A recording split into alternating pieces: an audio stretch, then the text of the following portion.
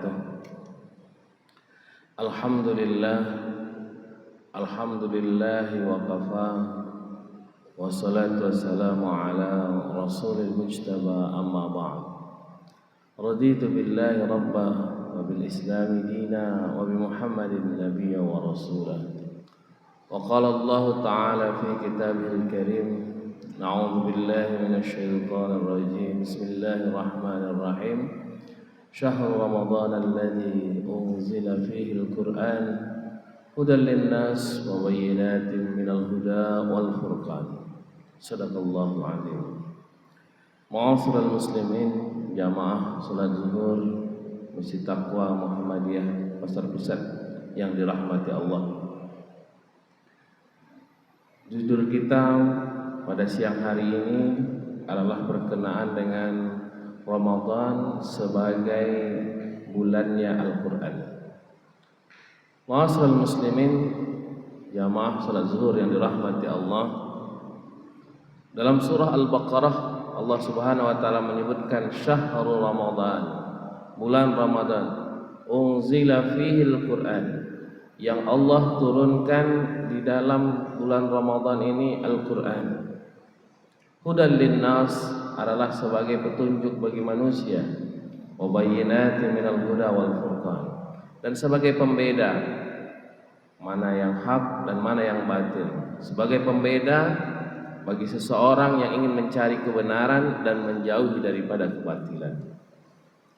Maka ma'asyiral muslimin yang dirahmati Allah, bulan Ramadan ini adalah bulan yang sungguh mulia. Ada satu petunjuk dari Allah Subhanahu wa taala, satu buku panduan, satu pengajaran yang Allah telah turunkan kepada umat manusia, yaitu berupa Al-Quran. Al-Quran adalah kalamullah, perkataan dari Allah Subhanahu wa taala yang berisi pengajaran kepada manusia, yang bercerita tentang hukum-hukum Allah Subhanahu wa taala, yang bercerita tentang sejarah-sejarah masa lalu sebagai pedoman bagi manusia. 2/3 Al-Quran adalah sejarah, yang tentunya sejarah ini akan senantiasa berulang dari setiap masa, dari setiap generasi, dari setiap waktu. Maka manusia hendaklah mengambil pengajaran baginya. Dalam Al-Quran juga berisi tentang ilmu pengetahuan, banyak sekali petunjuk, banyak sekali pengajaran yang bisa diambil oleh manusia daripada Al-Quran. Maka bulan Ramadan yang sungguh mulia ini, yang Allah turunkan di dalamnya Al-Quran, pada hakikat makna daripada ayat ini, hendaklah di bulan Ramadan ini sebanyak mungkin kita mengambil ibrah, pelajaran dari Al-Quran.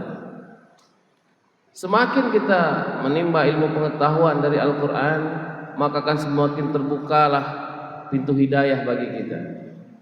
Semakin terbuka pintu hidayah bagi kita, maka kita bisa membedakan mana yang hak dan mana yang batil.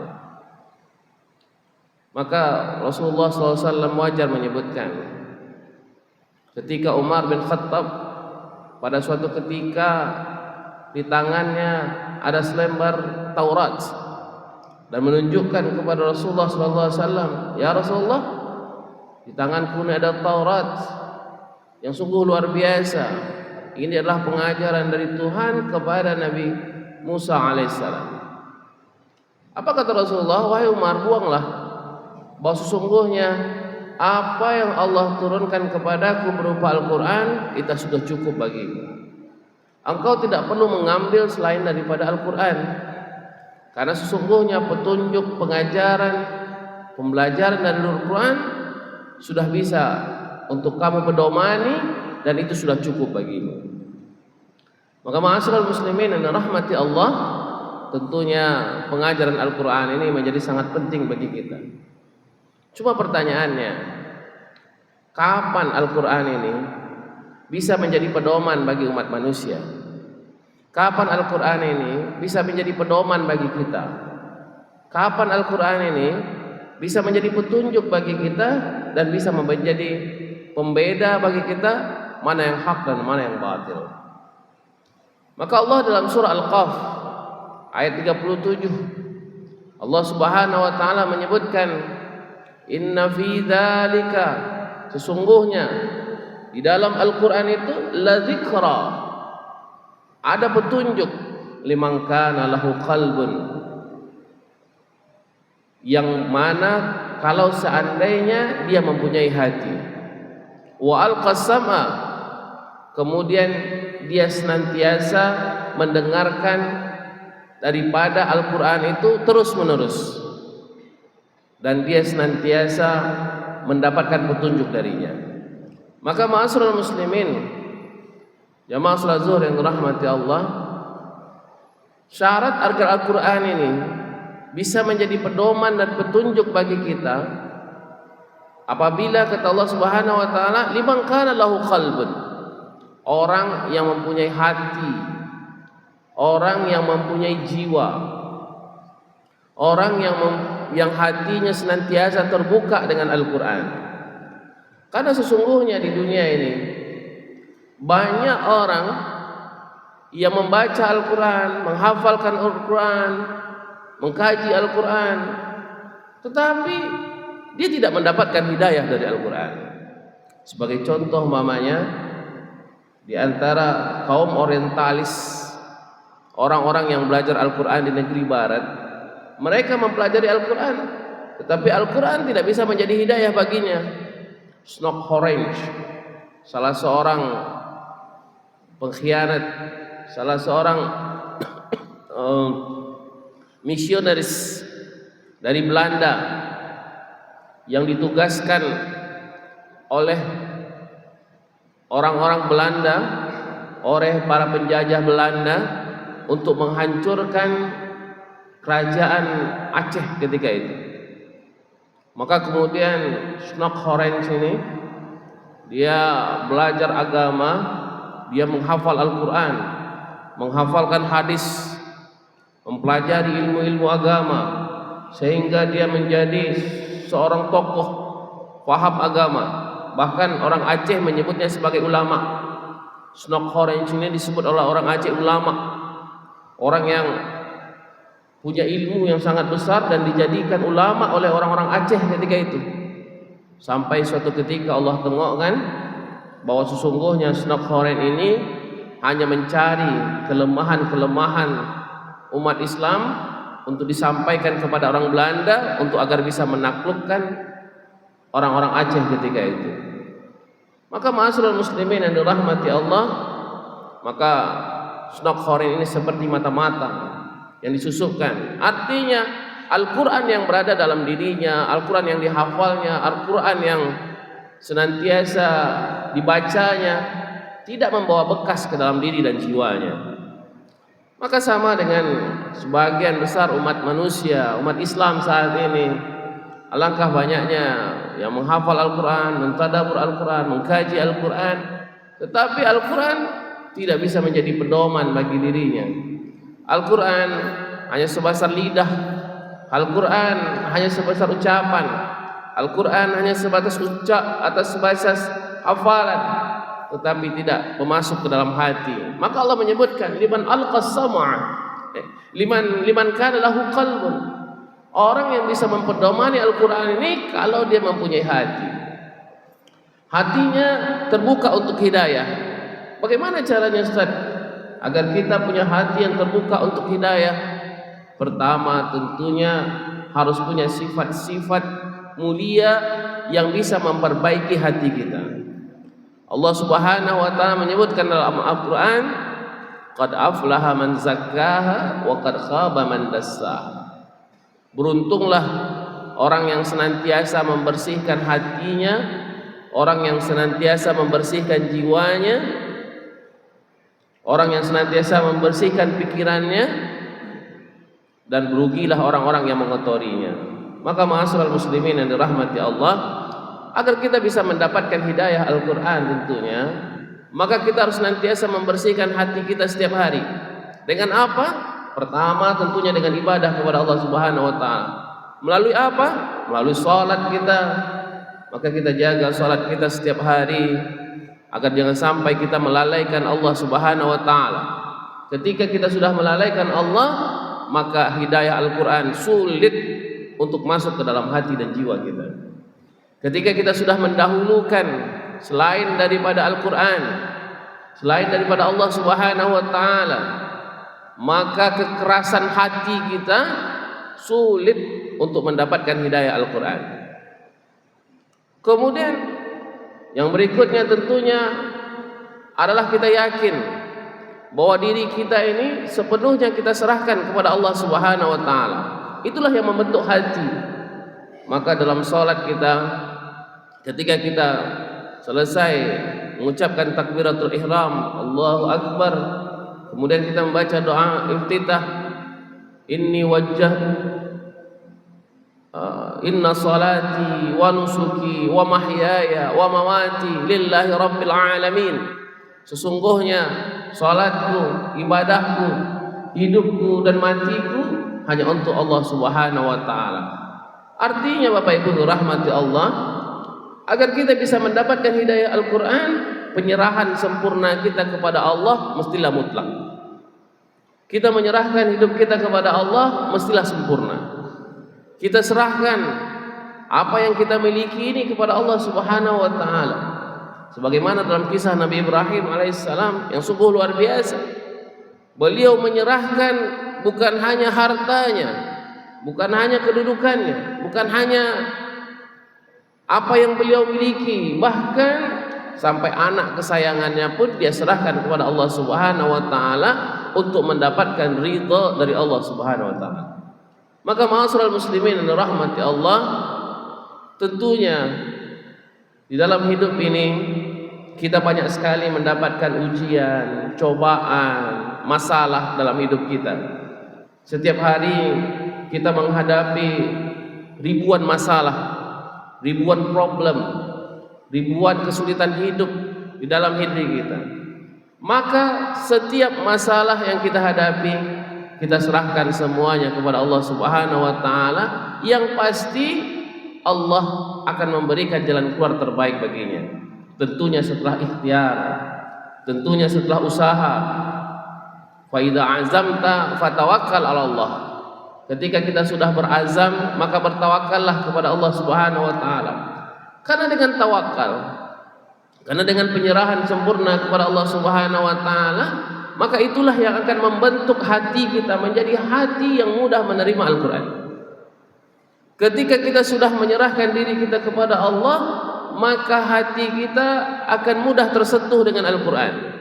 Sebagai contoh mamanya, kapan kita akan mudah mendapatkan hidayah Al-Qur'an? Kadang-kadang ketika kita sakit, ketika kita terbaring di rumah sakit, kita membaca Al-Qur'an, mentadabbur Al-Qur'an, maka akan sangat mudah bagi kita untuk mendapatkan hidayah Al-Qur'an. Ketika kita menghadapi masalah yang luar biasa, kita datang ke masjid, kembali ke masjid, mulai melaksanakan salat, kemudian membaca Al-Qur'an, maka insya Allah kita akan mendapatkan hidayah dan akan mendapatkan petunjuk dari Al-Qur'an. Tetapi semakin lupa manusia, semakin terlena manusia dengan kehidupan duniawi, maka akan sulit untuk mendapatkan hidayah Al-Qur'an. Sebagai contoh mamanya, ketika kita mendapatkan musibah yang sungguh luar biasa, berat masalah kita, hutang menumpuk, keluarga bermasalah, anak entah kemana, sibuk dengan dunianya, istri suka uring-uringan, masalah luar biasa, maka jalan keluarnya adalah kita membaca Al-Qur'an, mentadabbur Al-Qur'an, dan menyerahkan semuanya kepada Allah Subhanahu wa taala. Inna lillahi wa inna ilaihi raji'un. Sesungguhnya segala sesuatu itu adalah milik Allah dan kita akan kembali kepada Allah Subhanahu wa taala. Maka ma'asyiral muslimin yang dirahmati Allah, orang yang suka menyerahkan dirinya, orang yang suka menyerahkan problematikanya, orang yang senantiasa berserah diri kepada Allah, maka dia akan mudah mendapatkan hidayah Al-Qur'an. orang yang suka mengembalikan segala sesuatunya kepada Allah Subhanahu wa taala, maka ucapan innalillahi itu bukan hanya untuk orang yang meninggal. Innalillahi itu adalah setiap kita menghadapi musibah, maka kita ucapkan innalillah. Ketika kita mendapatkan nikmat pun kita ucapkan innalillah. Semua ini adalah milik Allah. Maka ketika mindset kita, apapun yang kita dapat, apapun yang kita punya, apapun yang kita miliki, ketika kita sudah mengembalikannya kepada Allah, innalillah, maka itulah kesempurnaan daripada hati.